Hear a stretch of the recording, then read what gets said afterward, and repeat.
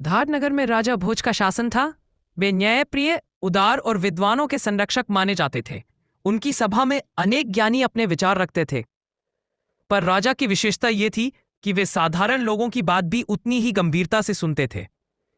एक दिन राज्य में यह अफवाह फैल गई कि महल में रखा राज्य का खजाना कोई चुरा ले गया है। मंत्री और सैनिक परेशान थे और कई निर्दोष लोगों को शक के आधार पर पकड़कर पूछताछ की जा रही थी। जब राजा भोज को यह समाचार मिला तो उन्होंने कहा, सच्चाई खोजने के लिए केवल ताकत नहीं, बुद्धि की आवश्यकता होती है। इसी बीच नगर के बाहर रहने वाला एक साधारण लोहार राजा से मिलने आया।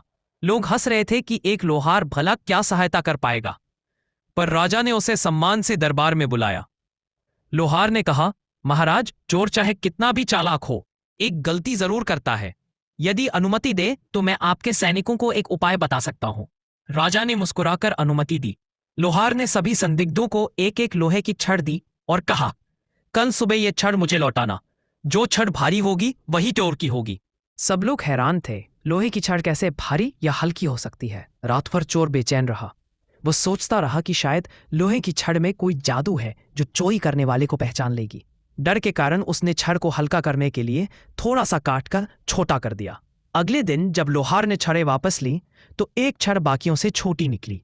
लोहार ने राजा से कहा, महाराज, यही चोर है। डर के कारण इसने छड़ को छोटा कर दिया। राजा भोज ने सत्य जानकर लोहार को सम्मानित किया और कहा, बुद्धि का मूल्य पद और वंश से नहीं, विचार की सच्चाई से होता है।